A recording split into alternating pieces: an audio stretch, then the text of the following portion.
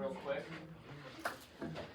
I will read a question out to you guys, and then I'll have you guys stand on whichever side of the room that most closely matches your opinion on that. For example, with this one, you have candy or fries. I'm more fries. I'm going to be right here. I'm like, you know what? Candy upsets my stomach. I don't like it. I'm fries. Not all the way, but I'm fries. So that's what I would choose. I'm going to call on people. I might call randomly. I might just feel like calling random people out. To talk about why you chose to stand where you stood. I'm going to do this first one with y'all because I think I know what you're going to do. So, first one. Which movement do you think had the bigger impact on the civil rights movement? The March on Washington or the Albany movement?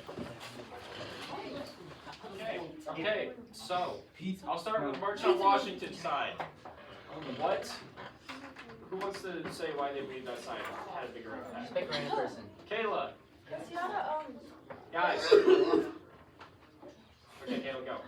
because they only intended for 1,000 people to come, but it ended up being twice as much as he expected, and it was really like seen everywhere. It kind of inspired a lot of people, and and Martin Luther King's speech that day, which is really powerful, and it inspired a lot of people to like look at things differently. They had 250,000 people there. Yes, big. They had a lot of speeches there. It pushed a lot. It helped get the Civil Rights Act passed. So, I'll make the argument for the Albany movement, though. That no, I'll make the argument because the Albany movement failed, but without the failure, they wouldn't have learned how to have a success like the March on Washington. They wouldn't have learned how to organize the March on Washington. They wouldn't have learned how to properly promote it. I was gonna say that. I promise. Wow, that's kind You believe somebody would have? Okay, that's fair. Always someone. And maybe there would have been a difference. Yes. especially Rudolph. Yeah. No, you're right. What? The dude The- who organized he the was March on the- Washington he was was the named organizer. Rudolph. But yes. So I'll say the Albany movement. I'll say the Albany movement had a bigger impact on the Civil Rights Movement because it had an impact on the March on Washington itself. I'll let you guys do this one on yourselves. You ready? No. Sure. Stand over here. Which group do you think had the biggest impact on the Civil Rights Movement? The SCLC or SNCC? Alrighty, so I'll hear from the SCLC first. Who wants to explain why they're over there? Big blue, little blue. Big Blue first. Big Blue first. Chase, go ahead. They had Martin Luther King. They had Martin Luther King. Okay, why was that a big deal? Because he was the leader of civil rights. Okay, Seen as the leader. it's a good point though. It's a good point. All right, anyone from more towards the middle want to speak up? Someone I haven't heard yet. Which side? Middle blue. Laura Lee, go ahead.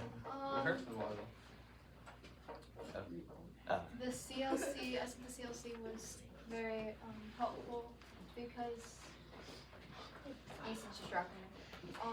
They ran most of the movements. They got both of the civil rights acts, funded the March on Washington. They did the Birmingham.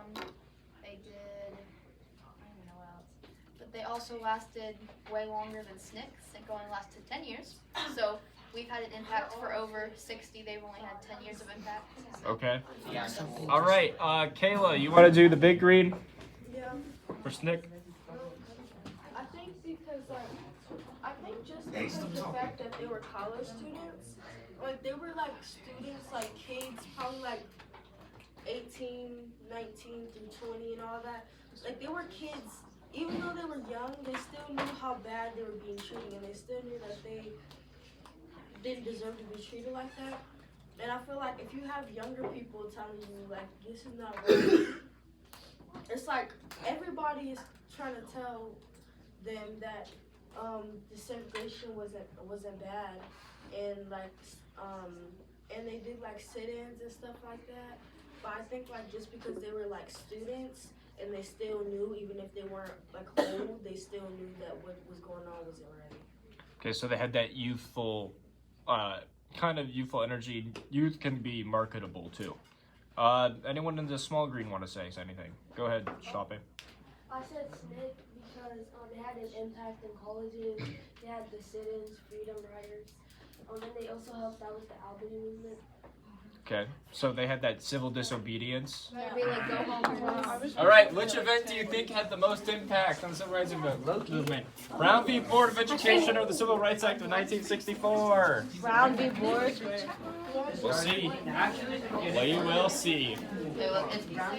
Okay, we'll start with Brown v. Board. Everyone seems to be really heavy on that one that's over there. Who wants to speak? Yes. Khalid does.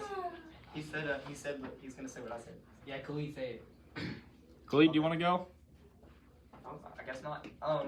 So without shut up.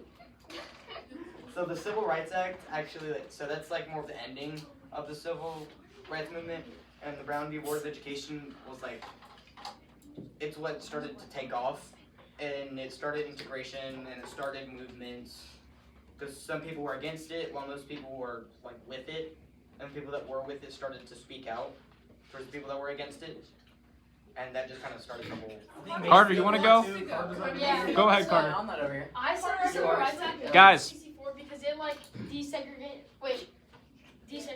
it desegregated everything, and this only desegregated it's like schools. Yeah, but it started.